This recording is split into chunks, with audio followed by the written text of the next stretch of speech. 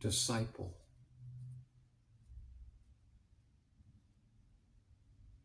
Can you speak on the guru-disciple relationship? The disciples, from their own standpoint, have a guru. But the guru, from his own standpoint, has no disciples. For he is beyond duality and unity. The guru is addressing the guru in the disciple. But you should never contemplate oneness with your guru in any manner. The guru teaches you to be one with everything. Attain that first by bringing it into your own direct experience.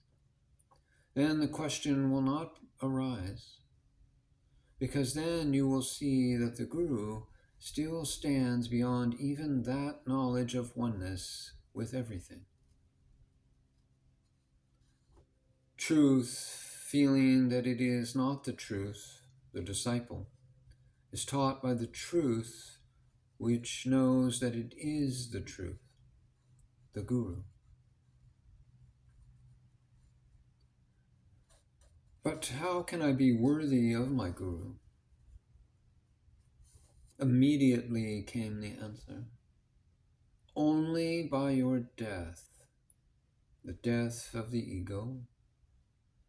As long as there is that sense of separateness of guru and disciple in one's mind, one's worthiness is not complete.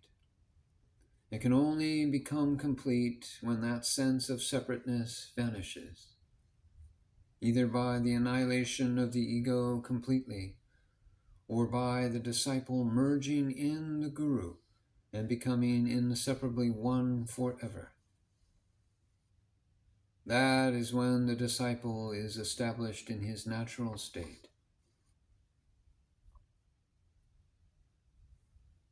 Well, then how can I become a true disciple? You can become a disciple only in 3 regular stages. The first, you set apart some part of the day to pray to your guru to learn to love him. And second, you feel without feeling that the guru is the background of all your actions, perceptions, thoughts, and feelings.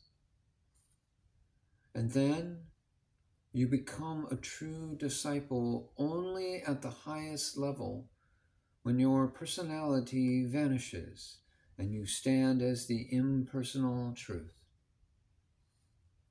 Then there is no duality of any kind, like the guru or disciple.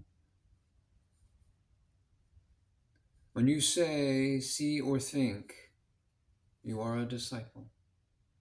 You are a witness to the discipleship and not a disciple.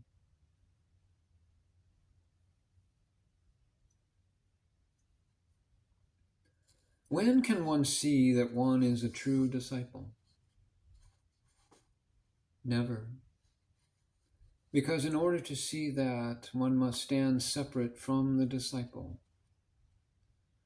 The crucial point is, what is it that one wants? Is it to see that worldly life proceeds successfully, or get established in the ultimate? If it is to see that worldly life proceeds successfully, it is impossible. If it is to get established in the ultimate, then the worldly life does not arise at all.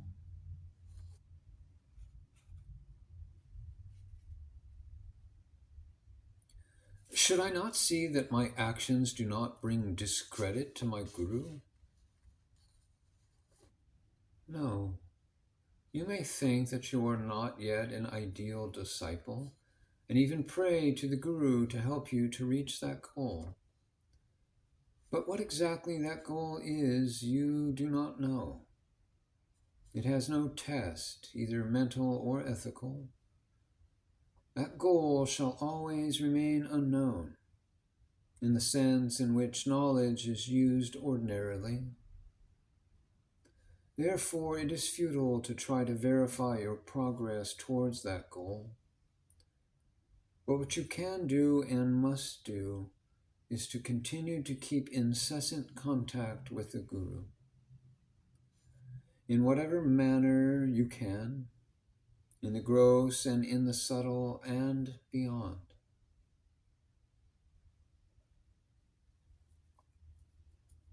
Dispassion or disinterestedness. How to become dispassionate? Dispassion is not only possible, but is present in all your states. You can see it if you direct your attention that way. You say you are attached to objects in the waking state, but what happens to that attachment when you go into the dream state? And likewise, what happens to the objects of the dream state when you come back to the waking state? So, leaving these two states, you go into deep sleep, where there are no objects at all. So there is dispassion throughout, and there is no necessity to cultivate it. Even in the waking state, when you are thinking of one's object, are you not dispassionate as far as the rest of the world is concerned?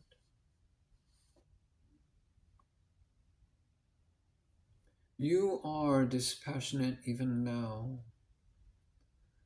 When you are desiring any one particular object, you have practically renounced everything else except that one object. Now, examining that particular desire more closely, we find that in the moment of the desire, you renounce even that particular gross object in favor of its thought form. Because the gross object has no access into the mind's realm, where alone the desire exists. Therefore, you desire only your own thought form, which is nothing other than your own self. So you desire only yourself and are always in perfect dispassion. Know this, and you shall be free.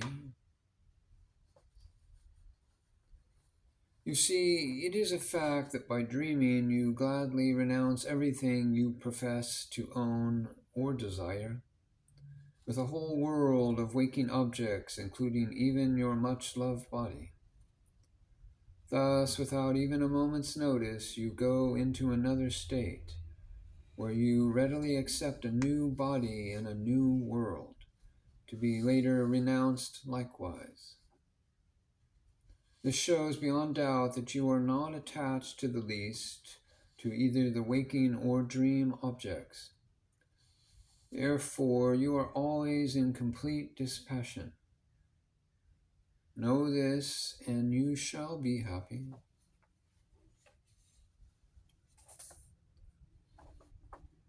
Why is the knower not the doer or the enjoyer?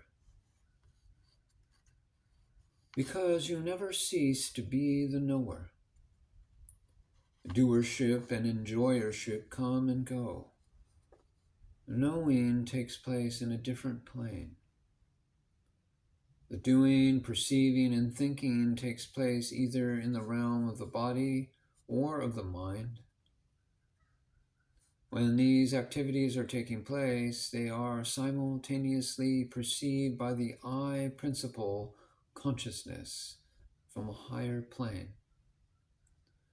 The doer and the enjoyer always change. The knower is beyond all changes.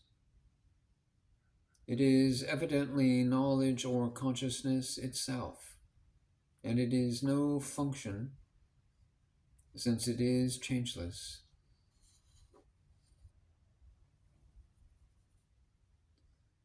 Is the spiritual education of the masses possible?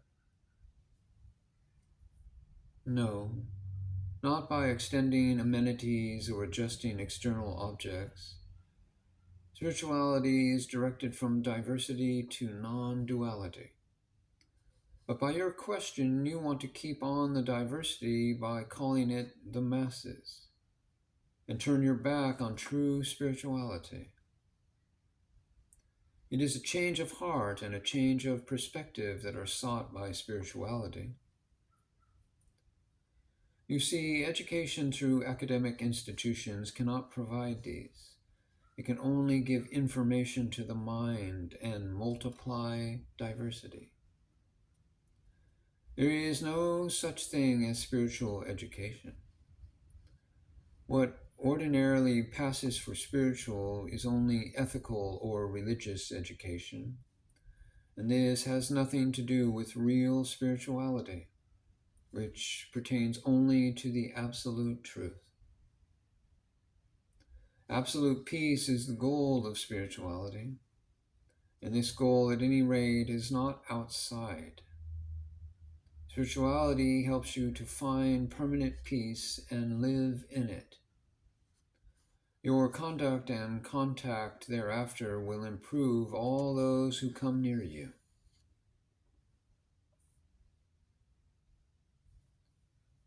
Enjoyment. The witness alone enjoys it. Neither the vendor nor the vendee enjoys it really. The shopkeeper always wants to exact the maximum price for it, that is, for the picture for sale, and the purchaser wants to get it for the minimum. So both of them do not really enjoy the picture. But the stray onlooker or witness who does not want either to buy it or sell it really enjoys the picture, since he has no other motive. So also you would be able to enjoy the world disinterestedly only if you stand as the witness of it all. But what is the secret of enjoyment? To say you enjoyed anything, for example, music, is wrong. It is true you started by listening to music, and at first you forgot your personal identity and were absorbed in the harmony expressed in the music. But you did not stop there. Through the expressed harmony, you were carried on to the unexpressed inner harmony of the self and experienced your own self there.